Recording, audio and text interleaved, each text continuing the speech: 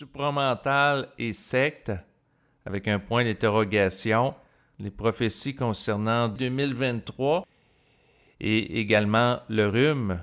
Ce seront les trois sujets dont il sera question dans le cadre de la capsule audio d'aujourd'hui.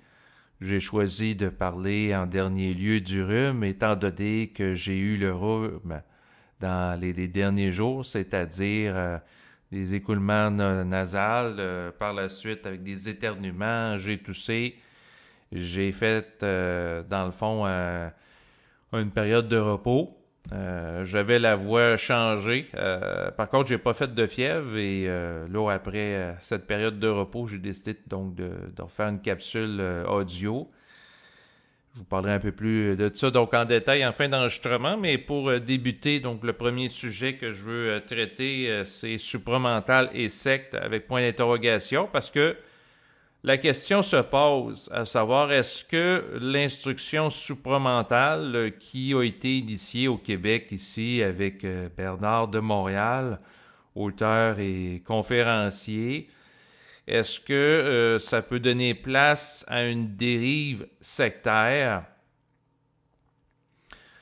Donc, la réponse que je donne à la question, c'est non, dans le sens que le fondement de l'instruction de Bernard de Montréal, qui a été véhiculé ici, c'est basé sur le principe de ne pas croire. L'un des éléments piliers de son instruction fondamentale, c'est le principe qu'il ne faut pas croire qu'est-ce qui est dit, que ce soit lui ou d'autres personnes qui parlent, parce que toute information qui est canalisée, bien entendu, il peut y avoir de la désinformation. D'ailleurs, il critiquait, il contestait la désinformation qui proviennent des plans occultes. Il contestait aussi le mensonge cosmique.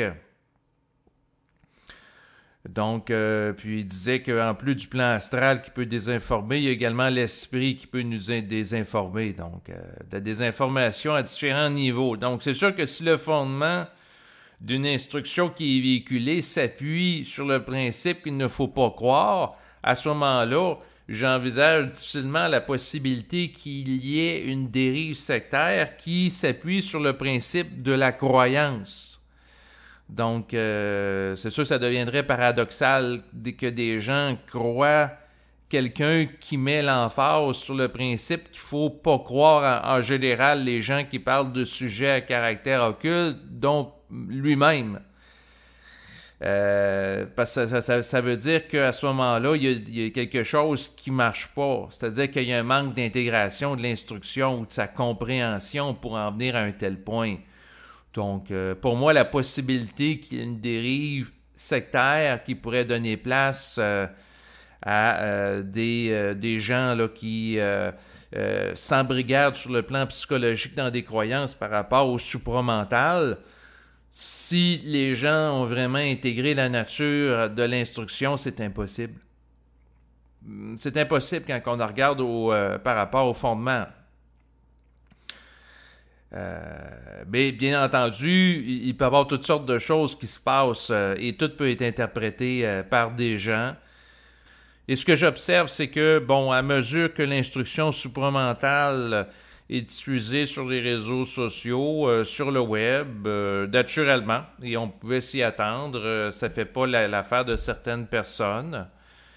C'est sûr que si la personne est une fanatique religieuse radicale, catholique, puis là, elle entend parler d'une instruction supramentale qui appartient pas à son cadre de référence, c'est sûr qu'elle peut y voir une menace, surtout s'il y a une partie de son auditoire qui délaisse ce qu'elle véhicule pour aller étudier l'instruction supramentale.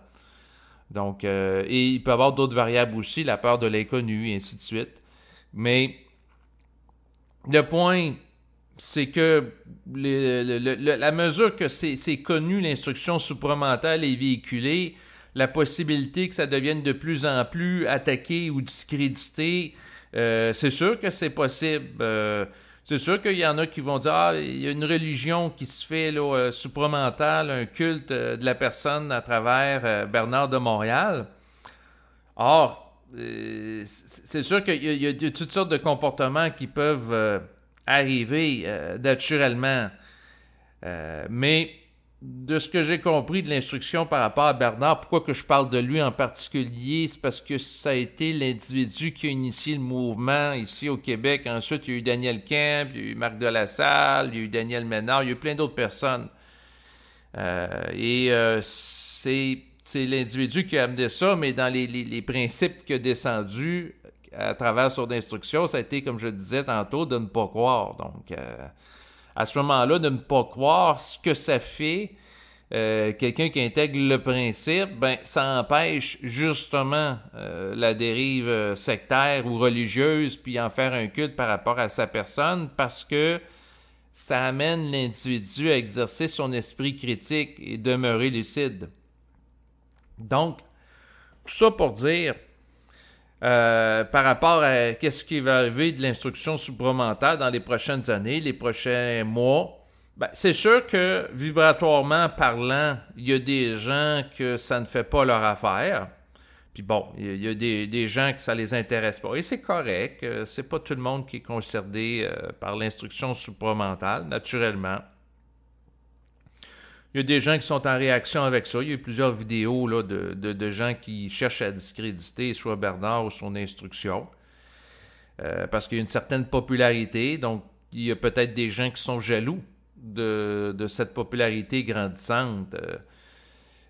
Mais, dans le fond, pour éviter toute forme de dérive sectaire ou de culte à la personne ou de religion, ben, c'est sûr que la chose la plus saine à faire, ben, c'est de ne pas croire qu'est-ce qui est dit, autant par le détracteur, autant par l'individu qui va émettre certaines idées à caractère occulte, mais de vérifier par vous-même qu'est-ce qui est réel. Et moi, dans l'esprit de ma démarche que je fais depuis plusieurs années, à travers mes vidéos, à plusieurs reprises, j'ai véhiculé l'idée que c'est important de ne pas croire puis de vérifier par vous-même qu'est-ce qui est réel, par rapport à qu'est-ce que je dis, pour, dans le fond, de vous ramener, c'est-à-dire au cœur de votre capacité en tant qu'individu de savoir par vous-même. Donc, je peux dire des choses, mais vous regardez si vous entrez en vibration par rapport à ça ou non, tout simplement. Et c'est ce qui permet, à ce moment-là, d'éviter qu'il y ait un culte qui se fasse en lien avec mes enregistrements ou d'autres enregistrements. Si la personne est capable de faire preuve d'esprit critique, c'est la base par rapport à tout ça. Donc, tout ça pour dire que la personne qui, dans le fond, cherche à discréditer, que ce soit l'instruction supramentale en disant que c'est une possibilité de secte derrière ça, ou que c'est satanique, les individus qui la véhiculent, ben, c'est tout le temps de regarder la vibration qui est derrière ça. Mais il peut y avoir des paradoxes aussi, c'est-à-dire que l'individu, sous l'influence d'un embrigadement religieux avec des formes très lourdes dans le fond imprégné d'une forme de haute spiritualité, il peut, sans s'en rendre compte, véhiculer une vibration satanique puis accuser d'autres formes ou ce qu'il perçoit comme étant des éléments à caractère satanique qui ne le sont pas. D'autres éléments qui sont véhiculés. Et c'est sûr que il y a des gens qui sont embrigadés dans des croyances religieuses, puis tout ce qui ne correspond pas à leur cadre est interprété ou est perçu comme une menace, comme une forme de satanisme, d'éléments qui vont amener une perversion de l'âme.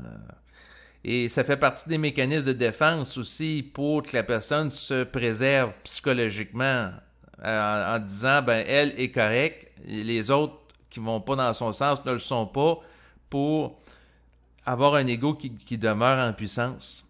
Donc ça peut être un mécanisme d'adaptation psychologique. Par rapport aux menaces à l'instruction supramentale, ben il y a des gens qui vont chercher à dire, ah ben ce qui est derrière le supramental, c'est des forces sataniques, et ainsi de suite, c'est le diable, blablabla. Donc, des gens qui ont une ouverture à l'occulte, qui vont dire « Ah, c'est les méchants, mais derrière ce qu'il véhicule, lui, naturellement, c'est les bons. » Puis, sinon, la personne qui est fermée à l'occulte, ben, elle va dire que c'est du délire à caractère schizophrénique. Donc, quelqu'un qui a une vision matérialiste et réductionniste de la vie, du monde, ben, elle va dire tout ce qui est la notion d'entité, que ce soit l'ajusteur de pensée, l'esprit, le double, tout ça, c'est des hallucinations qu'ont certains individus, étant donné que c'est des êtres qu'on ne peut pas percevoir sur le plan physique. Donc, si on le voit pas d'une perspective matérialiste, ça n'existe pas. Et quelqu'un qui va utiliser une lecture psychiatrique de manière rigide, ben, il va dire l'un des premiers préceptes, des principes, des éléments qui servent à faire le diagnostic de la schizophrénie, c'est la notion d'entendre des voix. Donc, la minute que quelqu'un va dire, par exemple, un psychiatre matérialiste qu'il entend des voix, ben, la base du diagnostic de la schizophrénie, c'est ça. Donc, entendre des voix d'une perspective psychiatrique matérialiste, c'est associé à un trouble psychologique de l'individu parce que la perspective que la voix ou les voix que la personne dit entendre a une réalité n'est pas envisageable car d'une perspective matérialiste, comme mentionné, ben, tout ce qui est paranormal, que ce soit l'esprit, le double, ce que certains vont appeler les entités, les êtres morts anciens, et ainsi de suite, tout ça, c'est interprété comme étant du délire hallucinatoire. Donc, à ce moment-là, ben, il y a une fermeture, puis le cadre de référence fait que comme c'est interprété comme n'étant pas réel, ça doit être nécessairement du délire. Donc, moi, la façon que je vois ça pour les prochaines années, ben, ça se peut qu'il y ait des individus qui vont attaquer le supramental en disant « Oui, ça fait référence à des réalités occultes, mais ils sont mauvaises » ou tout simplement dire que les réalités occultes auxquelles l'instruction fait allusion n'existent pas, tout simplement. Donc, c'est ce que j'ai l'impression qui risque d'arriver en termes d'attaque.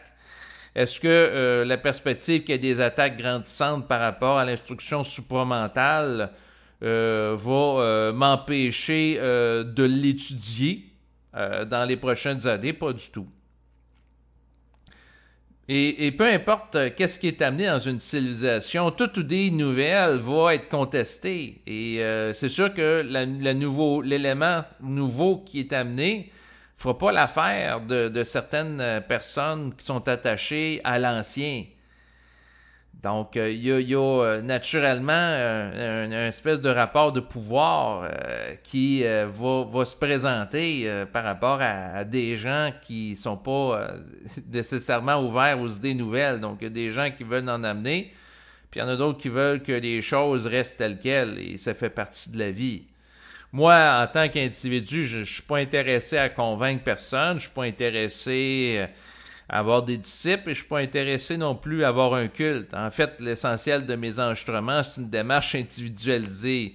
Et c'est sûr que s'il y a des gens qui disent que le supramental peut donner place à des sectes ou à des religions, alors que le fondement de l'instruction supramentale, c'est en vertu d'une intégration individuelle et non pas collective, ben là, je vois mal comment que ça peut déboucher sur quelque chose de collectif, quoique tout peut être récupéré. Dans le sens que la religion catholique qui s'appuyait sur le principe qui a été amené par Jésus, aimez-vous les uns les autres, bon, ben, a donné place à l'Inquisition, où des gens ont commis, pendant la période du Moyen-Âge, des massacres, ont commis à travers l'Inquisition des actes abominables. Il y a des gens qui ont été brûlés sur les bûchers de l'Inquisition. Donc, des individus qu'on les fait brûler, qui ont été torturés. Donc, tout est possible, naturellement. Et c'est sûr que oui, il peut y avoir des gens qui récupèrent le supramental à des fins de créer une secte, mais je considère que ces gens-là, advenant le cas, n'auront pas fait une intégration réelle d'un des principes fondamentaux comme mentionné précédemment, l'effet qu'il ne faut pas croire. Voilà ce que je voulais dire. Concernant les prophéties à l'égard de l'année 2023, j'écoutais il y a quelques instants un enregistrement qu'a fait Richard Glenn par rapport à son émission Ésotérisme expérimental. Donc, je mettrai le lien web là, en bas de l'enregistrement présent où il était question qu'il quitte sa résidence au Mont Saint-Hilaire. Et là, il parle que d'ici... En fait, il parle de la date du 24 février 2023 où il est censé se produire quelque chose d'important. Puis là, il était question, là, à travers son propos, que, dans le fond, il sous-entendait qu'il y a alors quelque chose de très grave là, qui se prépare pour bientôt. Ben, moi, j'ai écouté l'enregistrement et on verra bien. C'est sûr que, là, il disait que le 24 février 2022... qui est un an avant la date qu'annonce depuis longtemps, là, cet ésotériste, donc ça fait un peu plus de 40 ans qui annonce la date de fin février 2023. Puis là, il mentionnait que le 24 février 2022, donc un an, jour pour jour, avant la date annoncée, ça a été celle de la déclenchement de ce que les Russes appellent l'opération militaire spéciale en Ukraine et ce que les Occidentaux appellent la guerre de la Russie qui envahit l'Ukraine. Quoi qu'il en soit, ben, c'est sûr que la guerre, si elle continue, puis là on fait planer depuis plusieurs jours la menace de l'utilisation de l'arme nucléaire, c'est possible que dans les prochains mois, en effet, la situation se dégrade. C'est un scénario auquel je ne suis pas fermé totalement. Ce qui est particulier, c'est que plusieurs années, Bernard de Montréal avait déjà dit que s'il y aurait une conflagration nucléaire qui mettrait en danger la civilisation, il y aurait la possibilité qu'il y ait un déploiement du phénomène extraterrestre. Et c'est sûr que, advenant qu'un an, jour pour jour, après le début de la guerre de Poutine, il y ait l'utilisation de l'arme nucléaire par Poutine, advenant qu'il voudrait monter en intensité, ben, moi, ça me fait pas peur dans le sens que probablement que les extraterrestres, si ça pourrait donner place à une guerre thermonucléaire opposant les États-Unis et la Russie, c'est sûr qu'il pourrait y avoir la manifestation d'êtres extraterrestres et d'ovnis.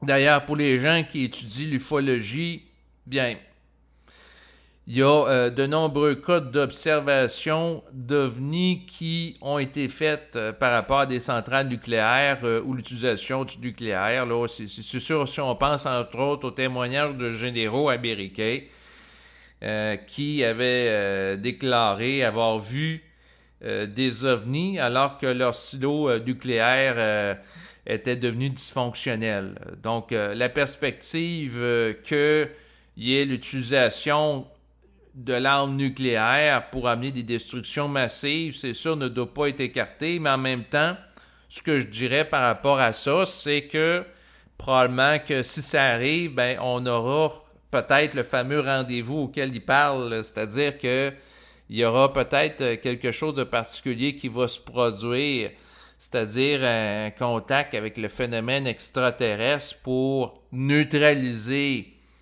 les armes nucléaires, comme il l'avait déjà fait dans le passé avec des silos nucléaires aux États-Unis. C'est une hypothèse. Bon. Est-ce que je vois là de la pertinence pour déserter les grandes villes, les grands centres, ou s'éloigner de la périphérie de grands centres? Parce que c'est au Mont-Saint-Hilaire qui est en banlieue de Montréal. C'est une bonne question, c'est selon chacun. Chacun a su sa vibration. Et puis, dans le fond, ce que je vois derrière les prophéties qui concernent 2023, Bon, premièrement, on peut dire qu'il y a quelque chose de particulier parce que au début des années 80, la question de la fin de notre civilisation à travers le feu de l'arme nucléaire, parce qu'il y avait des tensions importantes entre les États-Unis et la Russie, c'est-à-dire à l'époque le bloc de l'Est et de l'Ouest, était palpable, là. Il y avait eu c'est ça, il y avait eu des pays qui étaient divisés, étaient ralliés là, selon un camp ou l'autre. Et là, aujourd'hui, on voit une division. C'est-à-dire, d'un côté, il y a la Russie, et là, on voit que, par exemple, il y a l'Iran qui a fourni des drones à la Russie pour faire des attaques par rapport à l'Ukraine. Donc, il y a à ce moment-là l'Iran qui est impliqué. Puis d'un autre côté, par rapport à l'Ukraine, il y a les États-Unis, il y a l'Allemagne, il y a le Canada, plusieurs pays qui se rapportent à l'OTAN, là, qui soutiennent l'Ukraine là, depuis plusieurs mois, donc une division. On revient à une situation internationale qui devient de plus en plus bipolaire par rapport à différents pays, soit qui sont rattachés à un camp comme l'autre, un peu comme on pouvait trouver lors de la période de la guerre froide dans les années 70-80. Et la menace de la destruction nucléaire qui avait été invoquée dans les années 80, c'est sûr que quand il y a eu la chute du mur de Berlin dans les années 90, le démantèlement de l'Union soviétique, c'était une menace qui devenait de moins en moins crédible, dans le sens que toute la Russie et les pays périphériques qui étaient joints en tant que bloc étaient en train d'être démantelés, perte de la puissance. Mais là, c'est une menace qui ressurgit en cet automne 2022. Là, je regardais beaucoup de bulletins de nouvelles là, en Europe. Là, il y a beaucoup de vidéos là, qui sont présentes là, sur YouTube là, par rapport à la guerre en Ukraine. Puis on met beaucoup l'emphase sur la menace de l'utilisation éventuelle de l'arme nucléaire après un conflit qui dure depuis plusieurs mois. C'est sûr que c'est une possibilité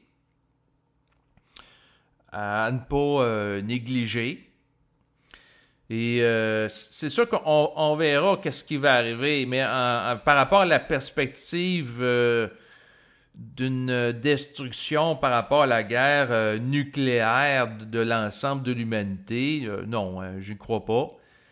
Et je suis de l'avis qu'il y a la possibilité d'intervention des ovnis proches de lieux avec des armes nucléaires ou même des extraterrestres, mais c'est-à-dire que si l'être humain est pour utiliser l'arme nucléaire, moi j'ai l'impression qu'on va voir une vague importante d'apparition d'extraterrestres dans les cieux, là. D'extraterrestres, c'est-à-dire d'objets volants non identifiés qui peuvent en comporter. Ce sera sans doute la plus grande vague qu'on aura connue, là, plus grande que la vague belge là, dans les années 90. Ça, c'est la prophétie que je vous fais. Pourquoi? Historiquement parlant, les extraterrestres, les ovnis, pardon. En fait, je devrais être encore plus rigoureux dans mon langage. La vraie expression, c'est de parler de PAN. Phénomène aérien, donc non identifié. Pourquoi? Parce que OVNI sous-entend que c'est un objet volant non identifié, donc quelque chose de physique. Alors qu'en tant que tel, les êtres qu'on voit dans les cieux sont pas nécessairement sur le plan physique. C'est-à-dire que ça peut être des éléments sur le plan énergétique ou qui sont rattachés à un autre niveau de réalité qui n'est pas nécessairement aussi dense que celle physique. On risque d'avoir... la prophétie que je fais, c'est que si ils sont pour utiliser l'arme nucléaire, notre civilisation qui évolue en vase clos sans un dévoilement officiel du phénomène extraterrestre va prendre fin. Pourquoi? Parce que les autres, ils vont se pointer pour empêcher cela d'arriver. Et là, c'est sûr que s'il y a des apparitions un peu partout, les gens vont être obligés de reconnaître leur existence et ça va mener à une fracturation de la psychologie de la masse par rapport au géocentrisme où les gens se croyaient être les seuls êtres vivants dans le cosmos. Donc cette croyance naïve pourrait prendre fin à ce moment-là.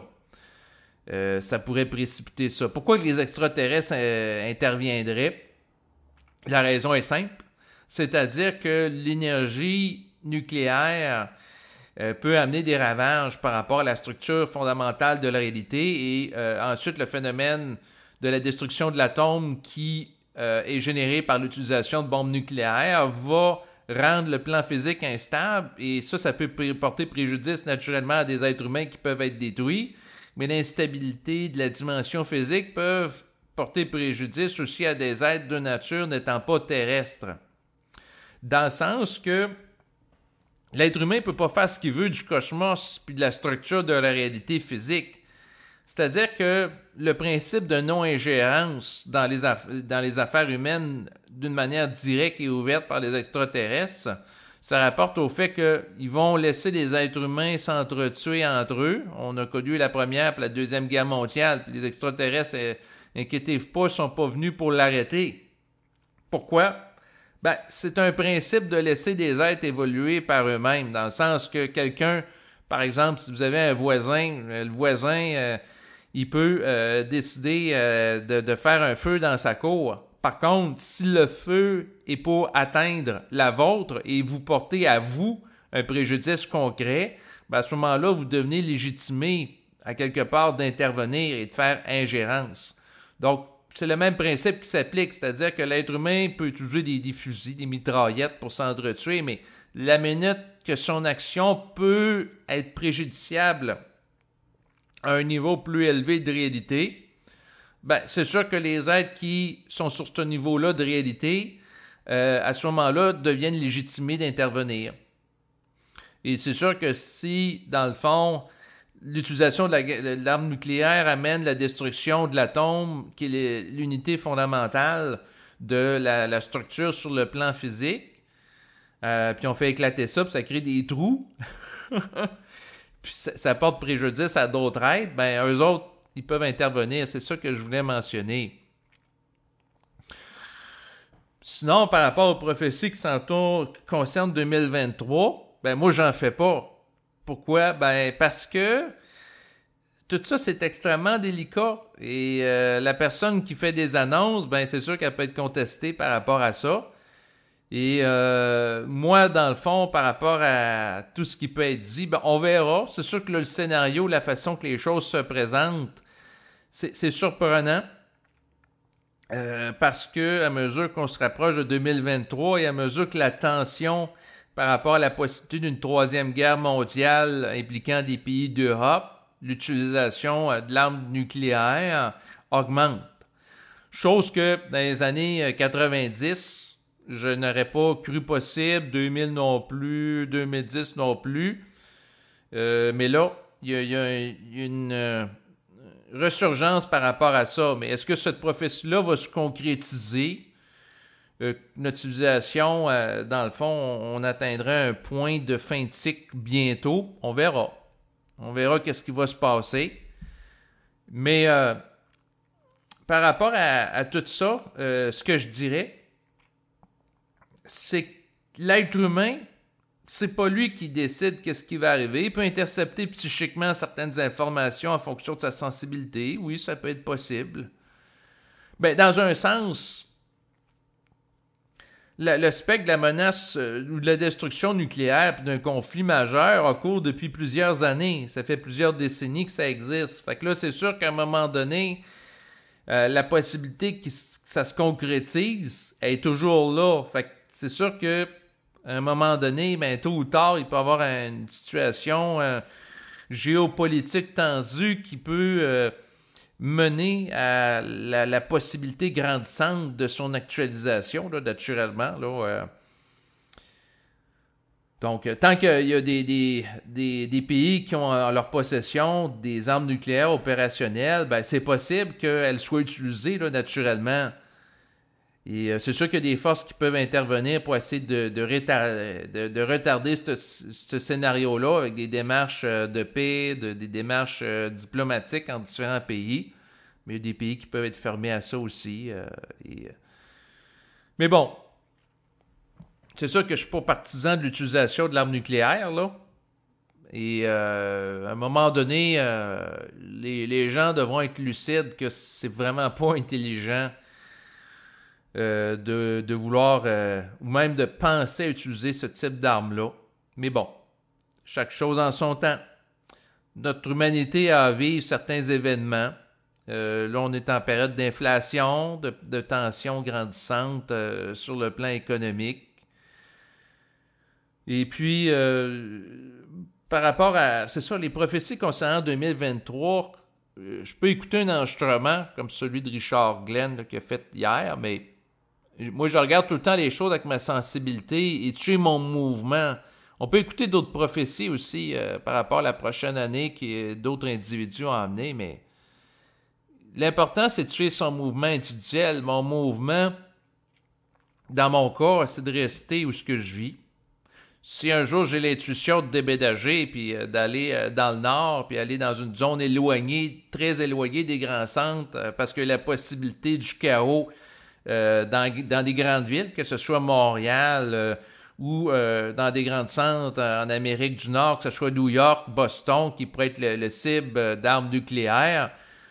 Bon, c'est quelque chose auquel il ne faut pas non plus être fermé, mais en tout cas, on verra bien là, qu'est-ce qui arrivera. Mais tout ça pour dire que dans mon cas,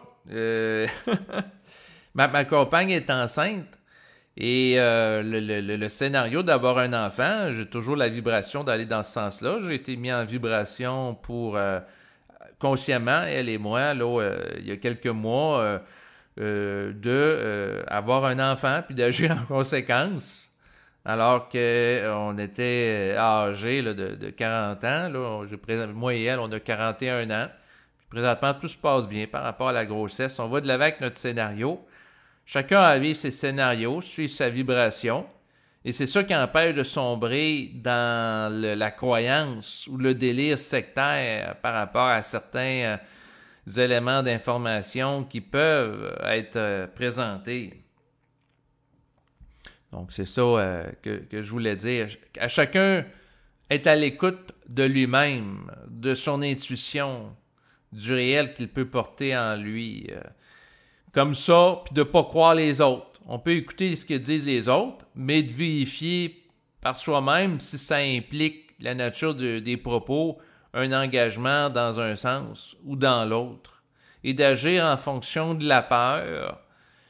Si on se fait présenter une information et ça nous amène à avoir peur, c'est pas intelligent parce que la peur est pas bonne conseillère, ça a déjà été dit, là, j'invente rien. Mais avec le temps, ce que j'apprends, c'est beaucoup de choses qui ont été amenées comme information à caractère prophétique pour l'avenir, que ce soit par rapport à l'année 2000, l'année 2012, là aujourd'hui il y a 2023, puis il y aura sans doute d'autres dates dans le futur. Il y a beaucoup d'informations qui ne se sont pas nécessairement avérées.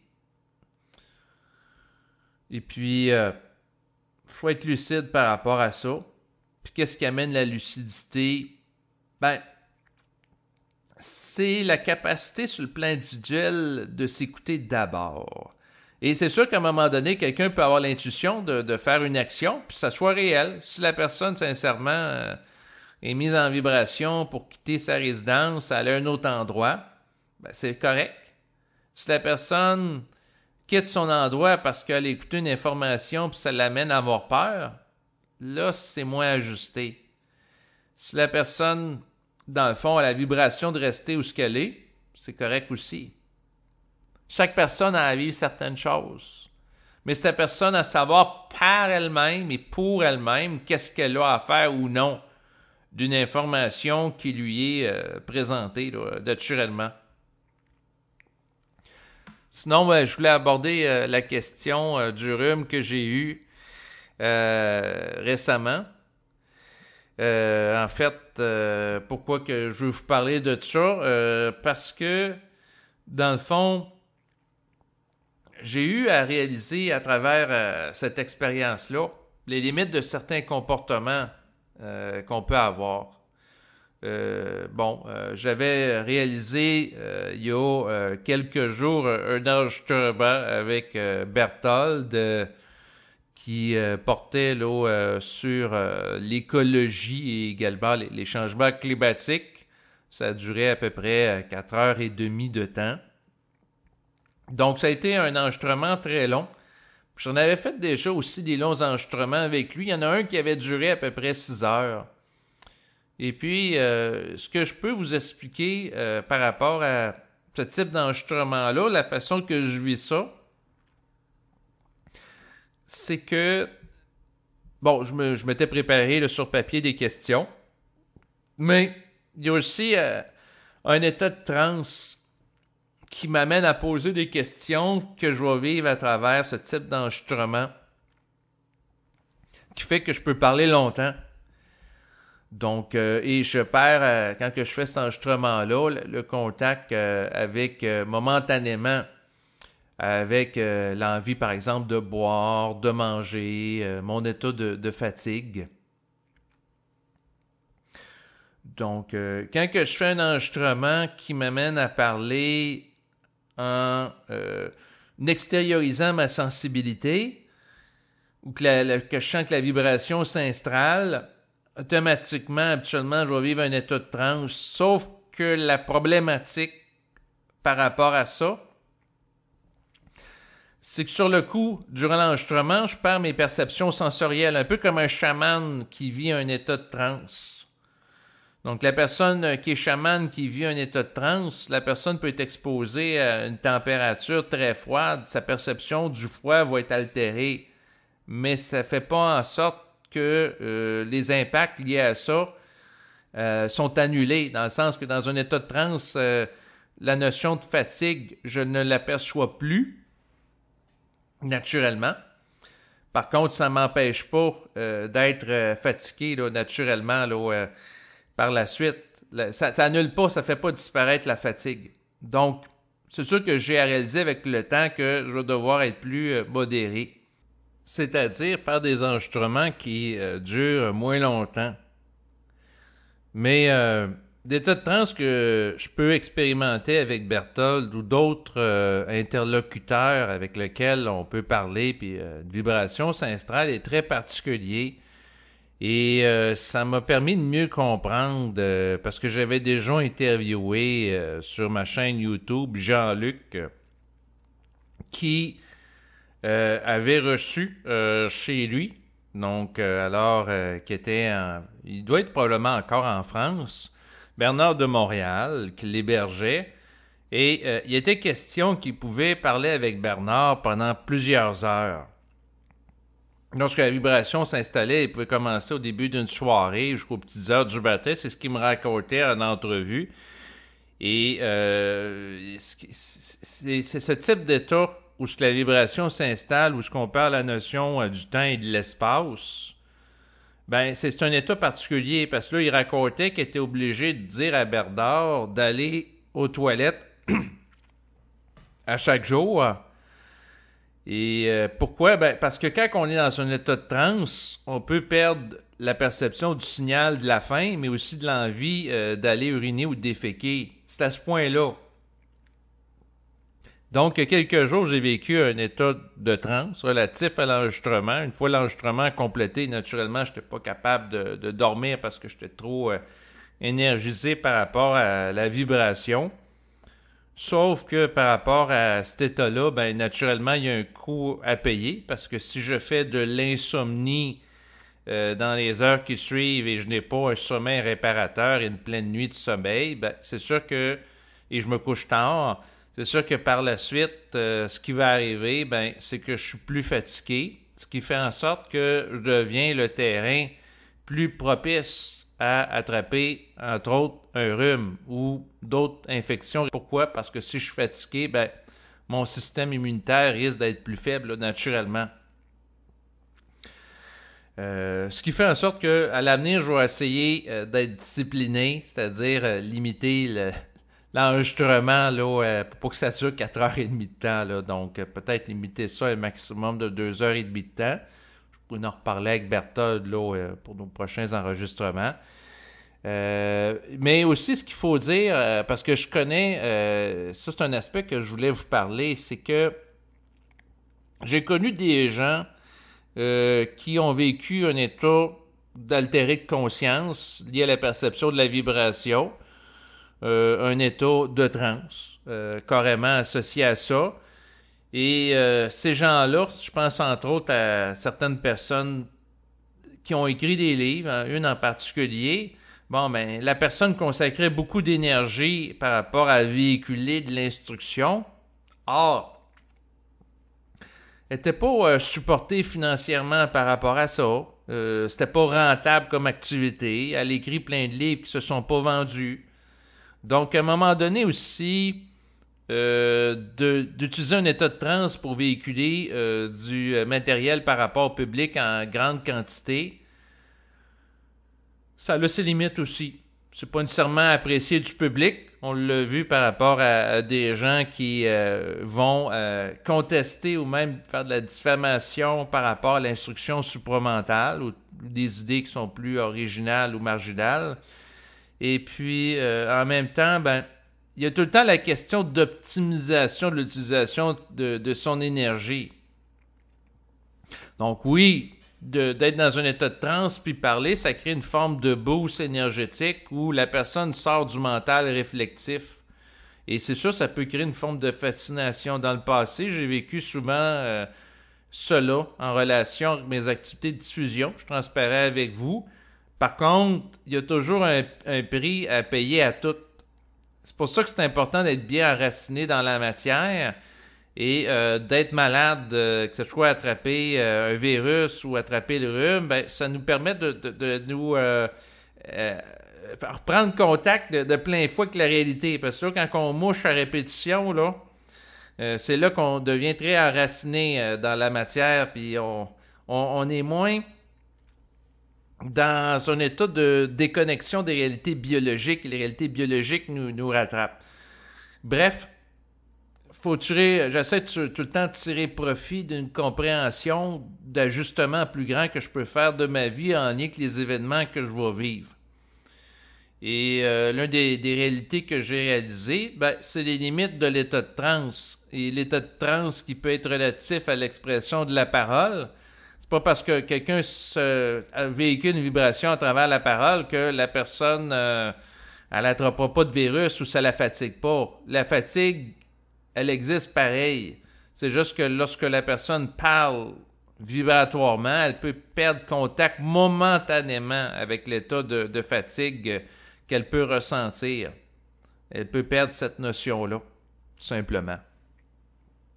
Mais par rapport au rhume que j'ai eu récemment, j'ai eu à mettre en action pour le régler et ça m'a amené à raffiner les moyens d'action pour faire face à ça. Donc, dans un esprit pratique, pragmatique, je peux vous parler de certaines choses que j'ai faites, que j'ai trouvées intéressantes.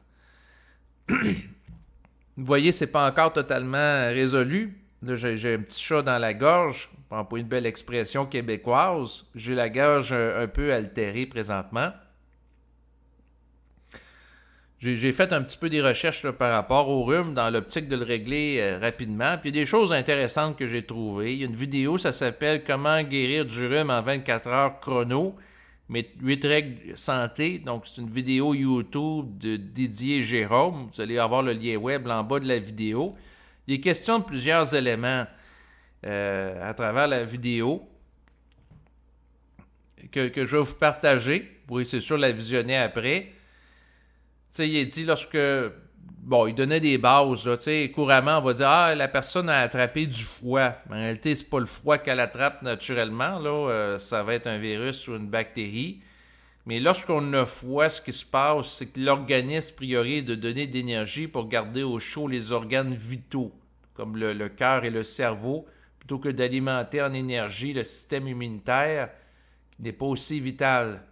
Donc, on a plus de probabilité d'attraper un virus lorsqu'on a froid, car le système immunitaire est alors plus faible. Donc, Donc ça, c'est la compréhension que je tire de la vidéo là, par rapport au principe. C'est sûr que dans les températures plus froides par rapport auxquelles on se dirige, ben c'est plus propice à attraper des virus là, naturellement. Pourquoi? Ben parce que pour combattre le froid et conserver la chaleur, ben ça mobilise l'énergie de notre organisme. Mais ce qui est intéressant par rapport à la vidéo, en particulier, c'est que son auteur dit qu'il ne faut pas se retenir pour tousser, cracher, éternuer. Il faut laisser le corps expulser le virus sans freiner son mouvement naturel. Si on empêche le corps de chasser le virus, il va le retenir, puis il va rester plus longtemps dans notre organisme, soit pendant plusieurs jours. Donc, de prendre des médicaments, lui, ce qu'il disait, qui empêche d'éternuer, le nez de couler ou de tousser, ça irait à l'encontre de cette logique-là pour favoriser la guérison. Donc, lui, ce qu'il disait, ben, c'est sûr que quand il propose de tousser, cracher, éternuer abondamment, chose que j'ai faite dans l'optique de favoriser ma guérison, naturellement, c'est de ne pas le faire en public, là. Donc, de ne pas le faire lorsque du monde autour de soi. Pourquoi? Ben, pour ne pas contaminer les autres, là. Mais si vous êtes seul chez vous, dans les derniers jours, je les ai passés seul chez moi, ben, je me suis permis d'éternuer, tousser, cracher, puis de ne pas retenir le corps dans le mouvement. Et cette notion-là, quand il a parlé de ça, je suis comme rentré en vibration par rapport à ça, parce que on est conditionné socialement, on est programmé pour, c'est sûr, socialement, lorsqu'on est avec des personnes, mettre sa main devant tousser dans son coude. Bon, mais quand on est seul, on peut avoir le réflexe de tousser dans son coude, alors qu'on est seul. Il faut utiliser le discernement. Puis en même temps, ben, si on est seul puis on tousse dans notre coude, ben on va envoyer le virus dans notre coude, fait qu'on reste en contact avec le virus, puis ça peut nous amener à nous recontaminer. Fait qu'il faut pas... Idéalement, il faut laisser... Ça revient au principe de laisser circuler l'énergie au maximum, puis ne pas interférer avec le travail naturel que va faire le corps pour se libérer du virus. Donc, ça, c'est pas nécessairement évident pour des Occidentaux qui sont programmés beaucoup par l'intellect, dont moi-même, pour des raisons de conditionnement social. Fait que c'était rafraîchissant d'entendre son propos qui nous ramène au bon sens, c'est-à-dire écoutez votre corps.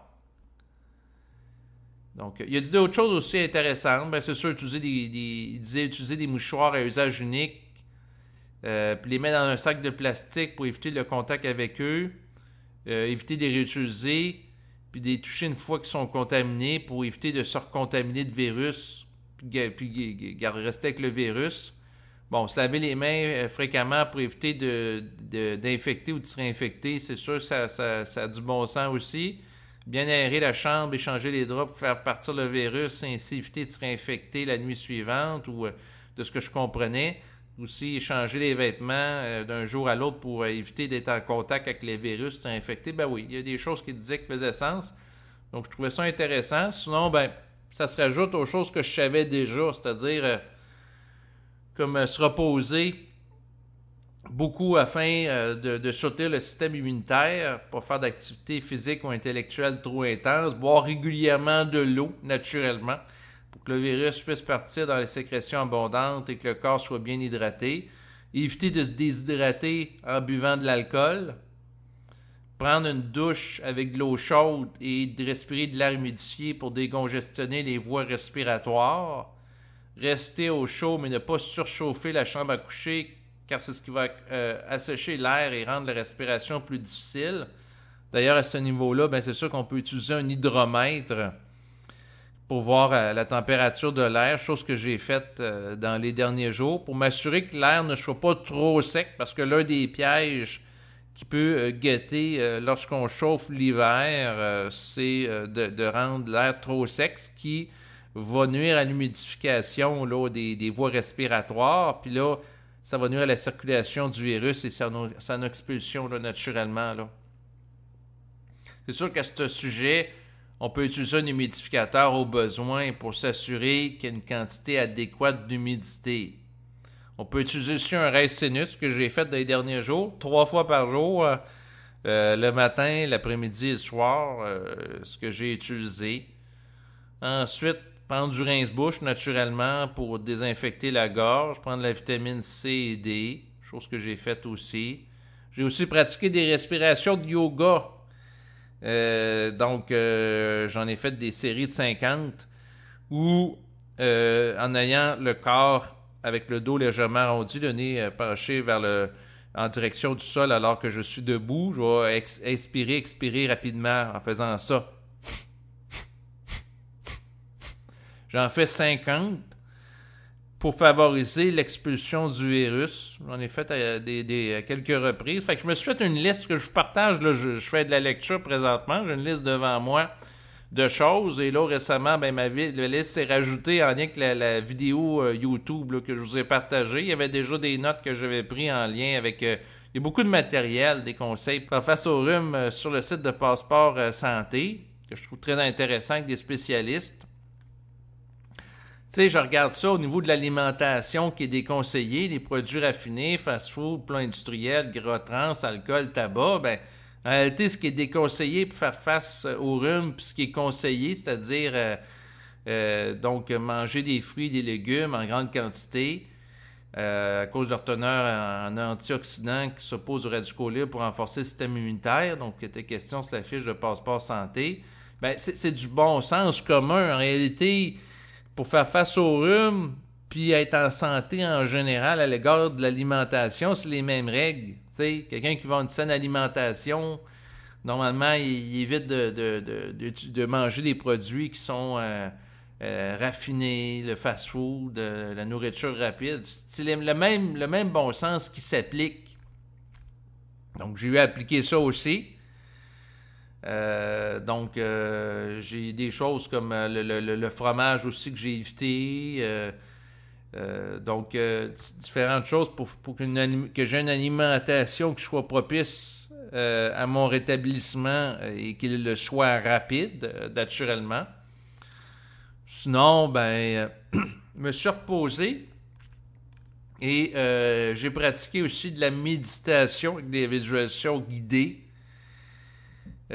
Pour favoriser un état propice à ma santé, sur mon potentiel d'auto-guérison et la réduction du stress. Parce que si, par exemple, si par rapport au rhume, je suis stressé et mon corps sécrète du cortisol, qui est l'hormone du stress, il va y avoir moins d'énergie pour alimenter mon système immunitaire. Donc, si l'énergie va faire face, parce que j'aime pas le rhume, puis je suis en résistance psychologique, puis ça me stresse, c'est sûr que je suis en perte d'énergie. Parce que les hormones du stress, cortisol, vont changer, dans le fond, la chimie de mon sang, diminuer le système immunitaire, les fonctions du corps n'étant pas nécessaires pour économiser de l'énergie, la mobiliser, faire face à la menace perçue.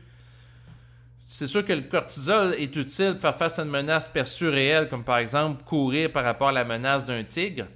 Mais si c'est la peur, dans le fond, par rapport à un virus qu'on attrape, qu'on a, parce qu'on écoute des bulletins de nouvelles qui nous parlent de la menace d'un virus, puis là, d'une vague, là, et ainsi de suite. Donc, ça nous amène à avoir de l'anxiété, puis on surinterprète la nature de la menace alors que ce n'est pas fondé. À ce moment-là, on va vivre du stress, puis le stress, c'est contre-productif pour retrouver la santé.